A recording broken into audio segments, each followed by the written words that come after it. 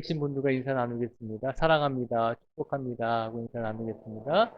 사랑합니다. 축복합니다.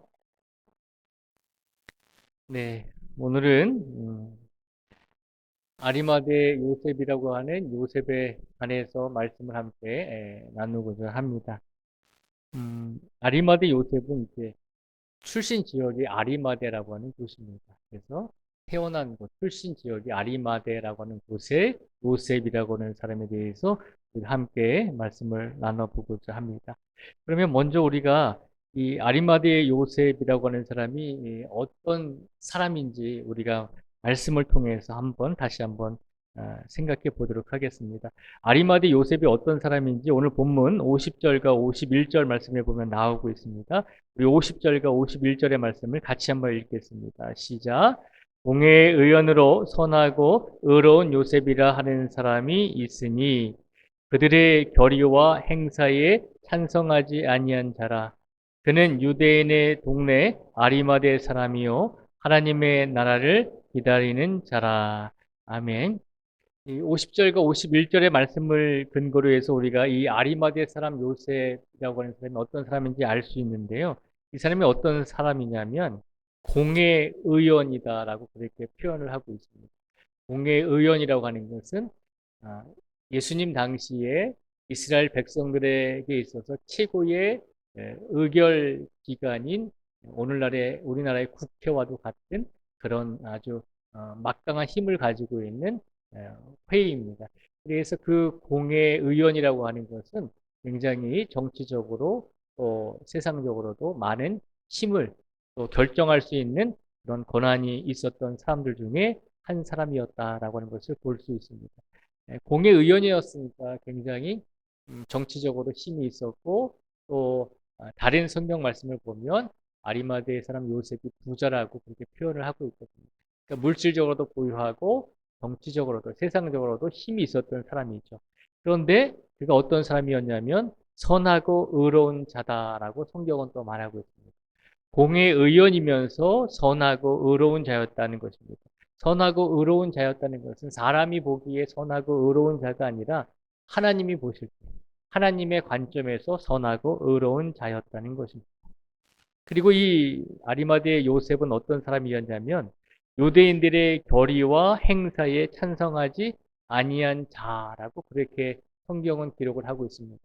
유대인들의 결의와 행사에 찬성하지 아니했다는 것은 무슨 말인가 하면 예수님께서 십자가 사형을 선고받으실 때 유대의 공회에서 선고받으셨거든요. 그러니까 공회의원으로서 유대인들의 결의와 행사에 찬성하지 아니했다는 것은 예수님을 재판할 때 이스라엘 백성들이 예수님을 재판할 때 예수님을 십자가에 달려 사형 선고하는 것을 반대했다는 것입니다. 그러니까 이 아리마대 사람 요셉은 선하고 의로운 자였으며 예수님의 십자가의 죽음에 대한 선포를 공회에서 선포할 때 이 아리마대 사람 요셉은 찬성하지 않았다는 것입니다. 그리고 이 요셉은 아까도 말씀드렸지만 출신 지역이 예루살렘에서 가까운 아주 작은 도시인 아리마대라고 하는 지역의 사람이었다는 것이죠. 그리고 오늘 성경 말씀에 보면 51절 말씀에 보면 또 요셉을 가리켜서 하나님의 나라를 기다리는 자라고 그렇게 표현을 하고 있습니다. 그러니까 오늘 성경에 나오는 이 아리마대 사람 요셉은 공회의원이었고 선하고 의로운 자였고 또 유대인들의 결의와 행사에 찬성하지 아니하고 아리마대 출신의 사람이었으며 또 하나님의 나라를 기다리는 자였다라고 그렇게 성경은 말씀하고 있습니다. 그런데 이 사람에게 한 가지 단점이 있었는데 그것은 뭐냐면 예수님이 살아 계실 때 예수님의 제자로서 그도 마음을 먹고 예수님의 제자가 되었는데 안타까운 것은 예수님이 살아 계실 때 드러내지 못했다는 것입니다. 나도 예수님의 제자입니다라고 그렇게 많은 사람들에게 드러내지 못했다는 거죠.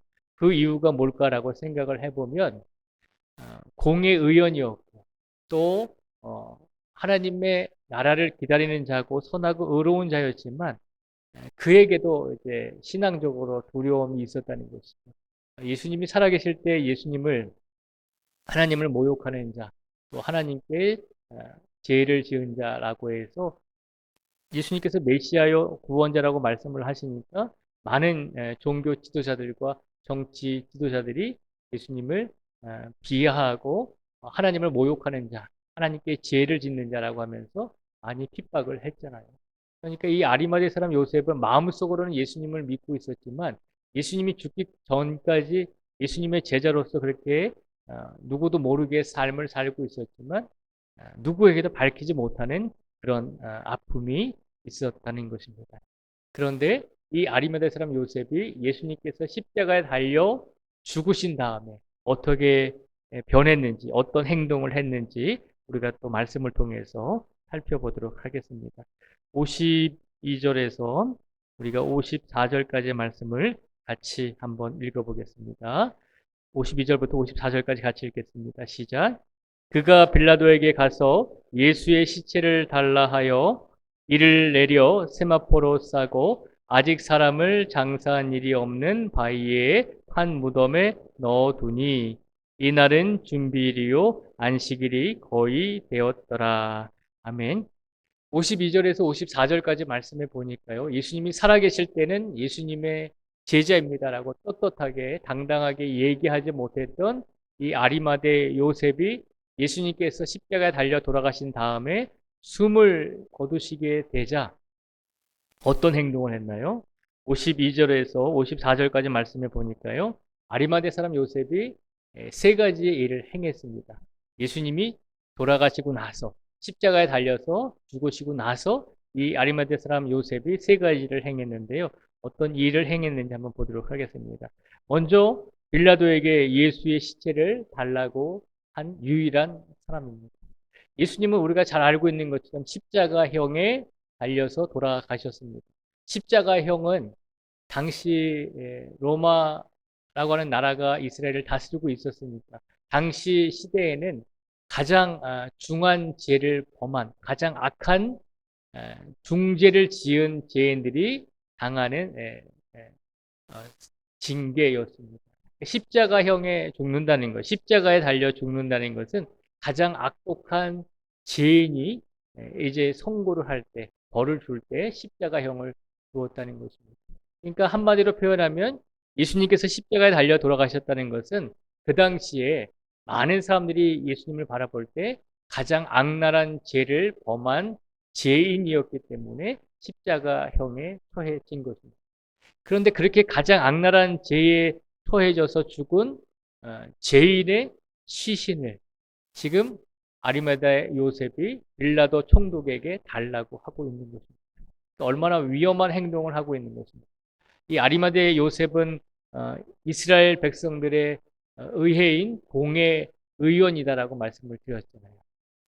그러니까 나라 일을 하는 사람이 가장 악랄하게 죽은 십자가형에 처한 예수님의 시체를 달라라고 하는 것은 굉장히 비난받을 일이었습니다. 어쩌면 자신의 생명까지도 내어놓아야 할 상황이었습니다. 아무리 힘과 권력이 있다 할지라도 중죄를 범한 죄인의 시체를 거둔다는 것은 당시에 보더라도 굉장히 쉬운 일은 아니었습니다. 우리나라도 그렇잖아요. 영무로 죽은 죄인들의 시신을 함부로 거두어서 장사 지내지 못하잖아요. 그냥 길바닥에 내버려 두었잖아요. 그리고 시간이 지나면 영모로 큰 죄로 죽은 죄인들을 그냥 들판에 버려서 동물들과 또 새들의 먹이가 되게 했잖아요. 그것이 가장 중한 죄를 범한 죄인들에게 내리는 형벌이었습니다. 근데 놀랍게도 예수님께서 숨을 거두시자 아리마대 요셉이 예수님이 살아계실 때는 나도 예수님의 제자입니다라고 떳떳하게 당당하게 얘기하지 못하던 아리마대 요셉이 어떻게 해서 그런 용기가 있었는지 모르겠지만 예수님께서 돌아가셨으니 그 시체를 나에게 달라고 당시 로마에서 파견된 로마 총독 빌라도에게 당당하게 요구를 합니다. 그래서 빌라도 총독이 아리마대 요셉에게 예수님의 시체를 주게 되는 것입니다. 그리고 나서 아리마대 요셉이 어떻게 했나요? 예수님의 시체를 세마포로 싸게 되었다는 것입니다. 깨끗한 세마포로, 깨끗한 천으로 예수님을 이제 깨끗이 닦아드리고 그 시신을 깨끗한 세마포로 감싸 드렸다는 것이죠.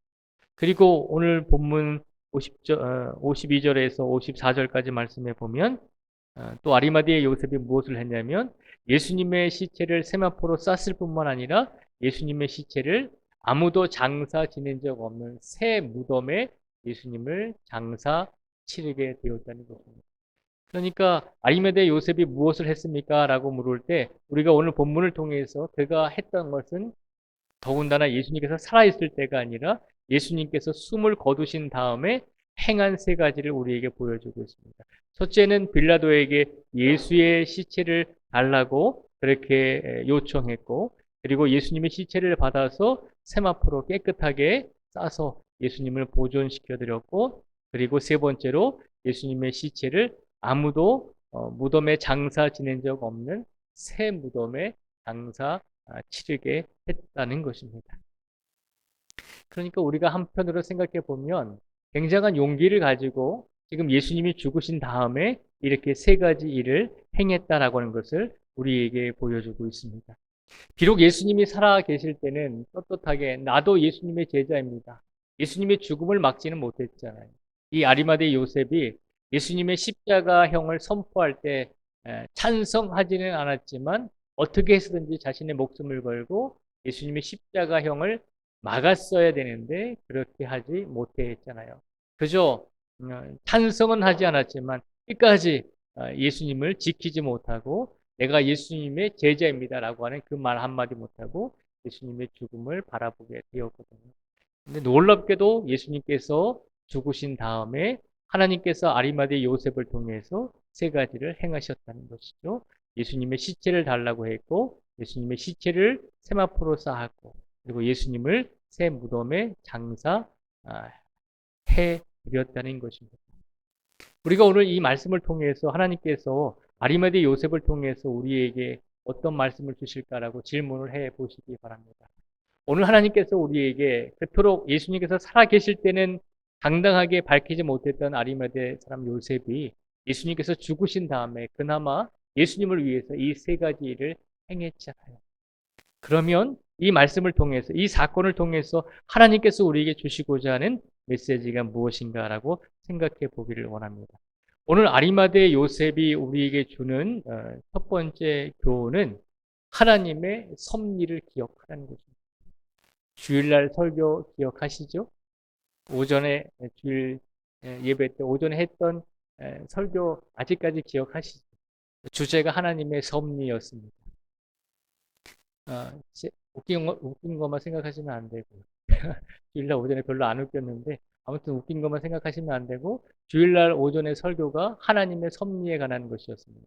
하나님의 섭리가 뭐라고 말씀드렸죠? 하나님께서 우리의 인생을 이끌어 가시는 것이 하나님의 섭리다라고 말씀을 드렸습니다. 그리고 하나님께서 우리의 인생을 이끌어 가실 때 구체적으로 세 가지의 방법으로 우리의 인생을 이끌어 가신다라고 말씀드렸습니다. 첫째는 우리 인생을, 우리 호흡을 보존시키신다는 겁니다. 우리가 살아 있어야지만 우리가 하나님의 일을 할 수가 있습니다. 하나님께서는 매일매일 우리의 호흡을 보존시켜 주십니다. 그리고 하나님께서 우리와 동행해 주십니다.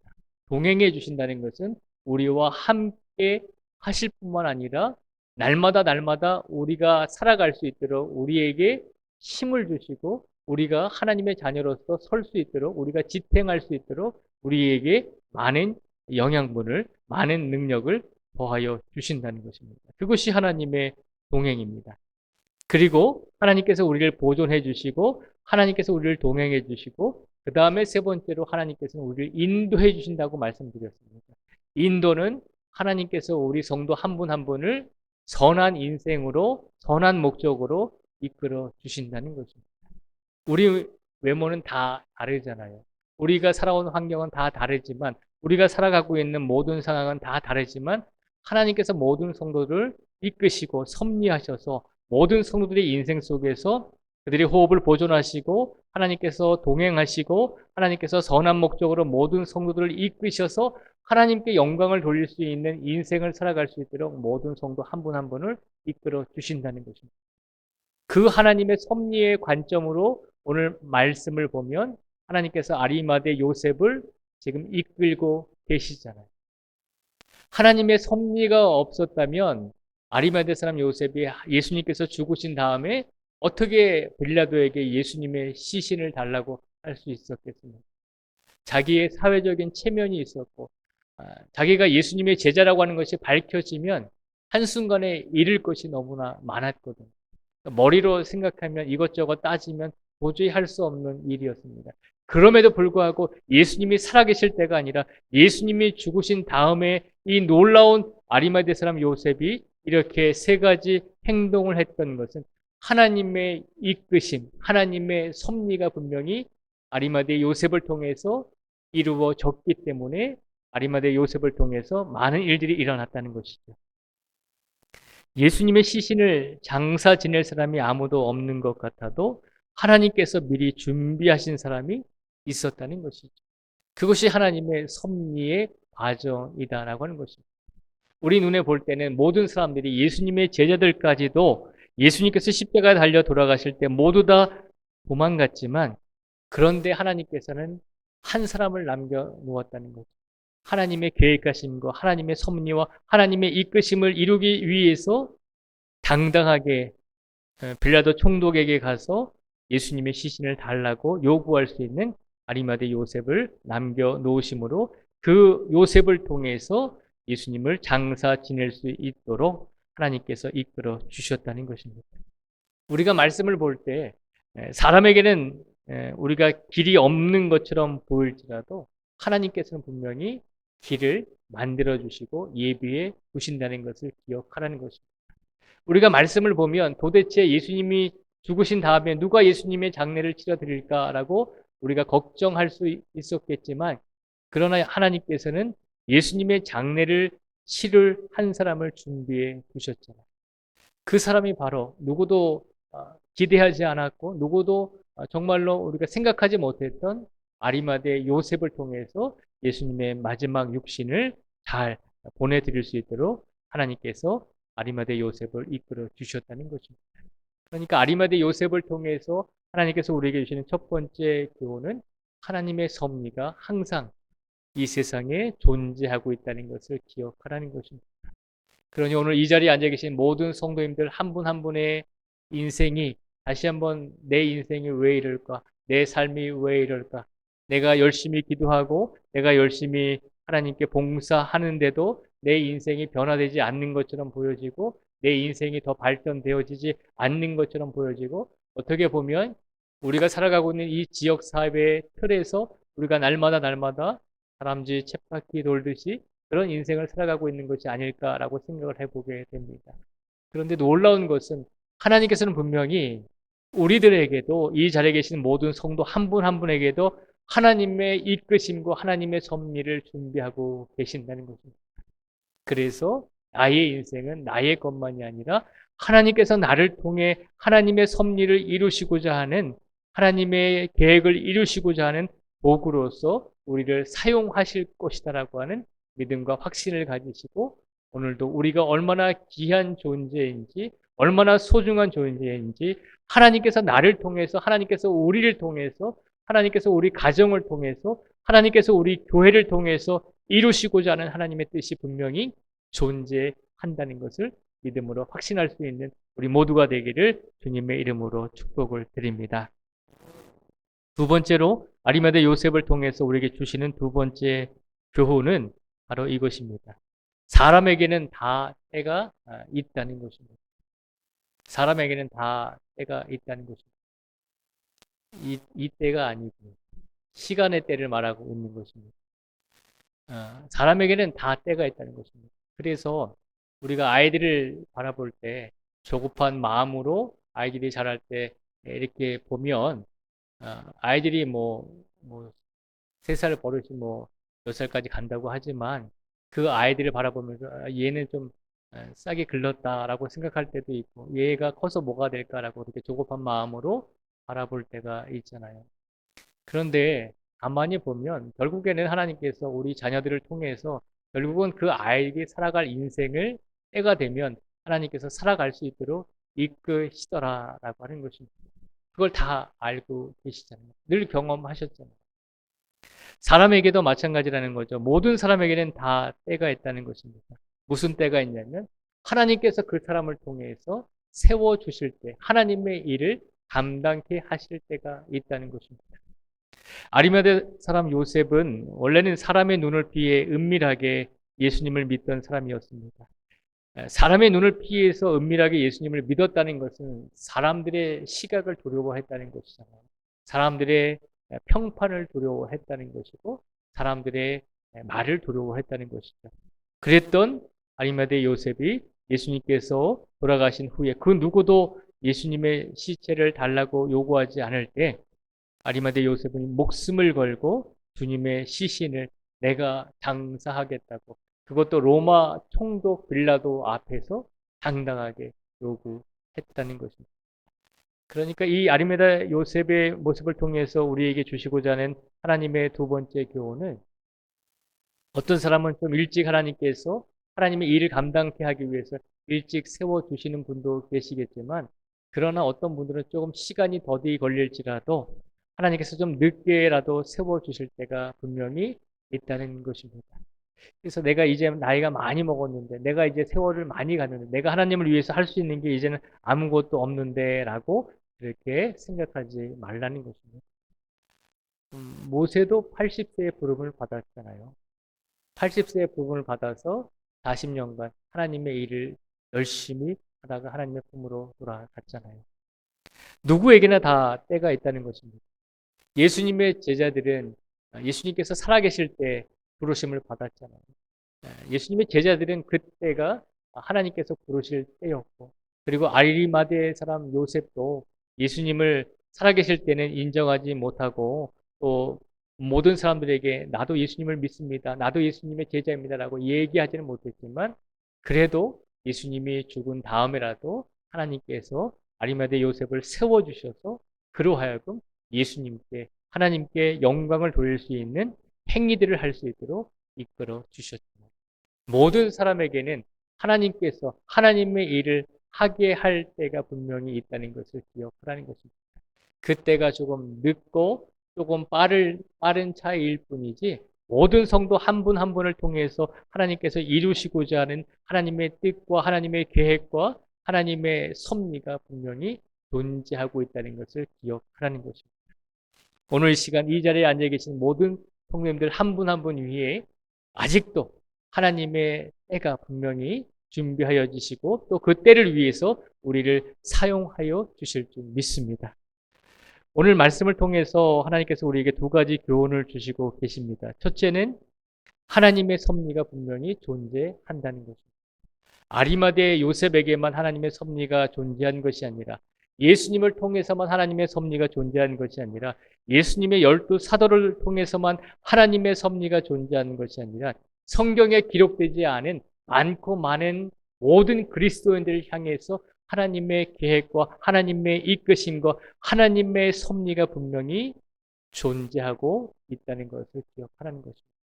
그리고 하나님께서는 우리에게도 분명히 하나님의 일을 감당할 수 있도록 때를 분명히 준비하여 주시고 계획하여 주시고 이끌어 주신다는 것입니다.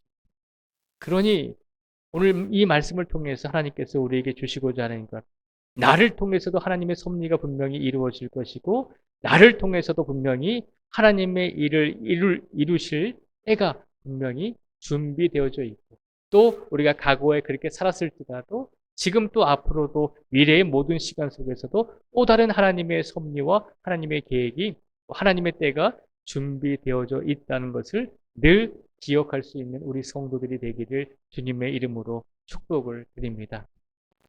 이 두 가지의 말씀을 가지시고 이번 한 주간의 남은 시간 속에서 하나님의 섭리와 그리고 나를 통해서 우리를 통해서 우리 신앙의 공동체를 통해서 이루실 하나님의 때가 있음을 다시 한번 믿음으로 확신하시고 어떤 환경과 어떤 상황 속에서도 자로나 우로나 치우치지 마시고 더운 여름 날씨 때문에 더욱더 우리의 믿음이 연약해지지 마시고 더욱더 강건하여져서 더욱더 기도하시고 깨어 있으므로 하나님의 섭리와 하나님의 놀라운 때가 우리를 통해서 분명히 일어나실 수 있도록 더 우리를 하나님께 드리시고 더 하나님께 우리를 맡기며 의지하며 한 주간을 살아내실 수 있는 우리 모두가 되시기를 주님의 이름으로 축복을 드립니다.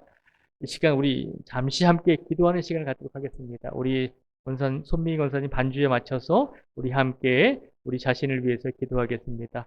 기도 제목은 하나님 우리를 통해서 이루실 하나님의 섭리가 있기를 기대합니다. 하나님 우리를 통해서 분명히 하나님의 영광을 돌리는 때가 우리를 통해서 이루어지기를 원합니다. 라고 하는 간절한 마음으로 우리가 이 두 가지 기도 제목을 가지고 함께 통성으로 기도하겠습니다. 아버지 하나님, 이 시간 간절히 간구합니다. 오늘 이 시간 하나님께 간절히 간구하는 것은 하나님께서 아리마대 사람 요셉을 통해서 하나님의 섭리를 통하여 하나님께서 요셉을 예수님께 영광을 돌리는 일을 이끌어 주셨던 것처럼 우리들을 통해서도 하나님의 섭리가 이루어지기를 간절히 원합니다. 아버지 하나님, 이 시간 간절히 간구합니다. 오늘 이 시간 우리 삶을 통해서 하나님의 역사와 하나님의 계획이 하나님의 뜻이 이루어지기를 간절히 원합니다. 하나님의 섭리가 우리 가정을 통해서 우리 신앙 공동체를 통해서 일어나게 하여 주시옵소서. 우리 민족을 통해서 우리 나라를 통해서 하나님의 섭리가 일어나게 하여 주시옵소서. 이 시간 간절히 간구합니다. 하나님 모든 사람에게는 하나님께서 준비하신 때가 있다고 하는 것을 우리에게 일깨워 주셨습니다. 아버지 하나님, 내가 지금은 하나님께 큰 영광을 돌리지 못한 것처럼 그렇게 느껴질지라도 지나온 내 인생 속에서 하나님께 많은 영광을 돌리지는 못했다 할지라도 분명히 하나님께서는 지금 이 시간 이 자리에 계신 모든 성도 한 분 한 분을 통해서 모든 성도님들 한 분 한 분을 통하여 하나님의 크신 영광의 때가 이룰 수 있도록 하나님께서 준비하여 주시고 기억하여 주시고 기다려 주신다는 것을 우리에게 일깨워 주셨습니다. 아버지 하나님, 오늘 시간 말씀을 통해서 우리도 아리마대 요셉에게 임했던 하나님의 은혜와 하나님의 섭리가 이루어지게 하여 주시고 아리마대 요셉이 때가 되었을 때 하나님께 영광을 돌렸던 것처럼 우리들도 때가 되었을 때 하나님께 영광을 돌릴 수 있는 우리 모두가 되게 하여 주시옵소서. 오늘도 이 자리에 나오신 모든 성도 한 분 한 분을 기억하여 주시고 오늘도 고된 삶 속에서 최선을 다해 하나님께 영광을 돌리며 살았습니다. 오늘 이 자리에 계신 모든 성도 한 분 한 분 위에 주님께서 하늘 문을 열어주시고 하나님의 은혜와 복을 더하여 주시고 더욱더 하나님께 기도하고 더욱더 하나님의 영광을 위해 삶을 살아낼 수 있는 믿음을 더하여 주시옵소서. 아버지 하나님 감사합니다. 오늘 아리마대 요셉을 통해서 하나님께서 두 가지를 보여주셨습니다. 하나님의 섭리가 분명히 모든 성도 한 분 한 분에게 임하고 있음을 기억하라는 것입니다. 또한 하나님께서 준비하신 때에 모든 성도 한 분 한 분을 통하여 분명히 하나님께 영광을 돌려야 될 때가 분명히 온다는 것을 기억하며 인생을 살아가라는 것입니다. 지금까지 인생을 살아오면서 우리가 많은 시간을 허비했다라고 생각할 수가 있습니다. 우리가 이제 무엇을 하나님께 영광을 돌릴 수 있는가라고 생각할 수가 있습니다. 그러나 하나님, 우리가 지금 어떤 상황 속에 있든지 어떤 환경 속에 있든지 분명히 하나님께서 우리의 인생을 이끌어가고 계시며 분명히 하나님께서는 나를 통하여 우리를 통하여 우리 민족을 통하여 우리 교회를 통하여 우리 가정을 통하여 하나님께서 분명히 하나님께 영광을 돌릴 때를 오늘도 이끌고 계시다는 사실을 우리에게 선포하여 주셨으니 이 두 가지 사실을 우리가 믿음으로 확신하며 남은 인생의 시간 속에서 더욱더 하나님께 영광을 돌릴 수 있는 귀한 믿음의 성도들이 되게 하여 주시옵소서. 그 믿음을 가지고 혼자만 살아가는 것이 아니라 그 믿음을 가지고 우리 신앙 공동체인 모든 성도들과 함께 기도하며 함께 간절하게 간구하며 울부짖으며 하나님께 영광을 돌릴 수 있는 우리 모두가 되게 하여 주시옵소서. 오늘도 이 자리에 나오신 모든 성도님들 한 분 한 분 위에 주님께서 은혜를 더하여 주시고 복의 복을 더하여 주시고 남은 한 주간의 3일간의 시간 속에서 더욱더 하나님과 동행하며 믿음을 굳건하게 지키며 하나님만을 의지하며 살아갈 수 있는 우리 모든 성도들이 될 수 있도록 축복의 축복을 더하여 주시옵소서. 아프고 지친 성도들 많이 있습니다. 병원에 입원해 있는 성도들 많이 있습니다. 하나님께서 치료의 강선을 부어주셔서 모든 성도들의 아픔과 괴로움을 하나님께서 평안하게 회복시켜 주실 줄 믿습니다. 이제 7월에 우리 교회학교 여름성경학교와 수련회도 진행됩니다. 하나님께서 역사하여 주셔서 이번 수련회와 여름 성경학기를 통해서 우리 아이들이 영적으로 성장할 수 있는 귀한 믿음의 시간들이 될 수 있도록 역사하여 주시고 책임져 주실 줄 믿습니다. 이를 위해 수고하는 모든 교사들 위에도 하나님께서 영적으로 강건하게 하여 주시고, 먼저 교사 선생님들이 더욱더 하나님을 의지하며 이번 성경학교와 모든 수련회 행사를 준비할 수 있게 하여 주시기를 간절히 간구하오며 예수님의 이름으로 기도드립니다. 아멘.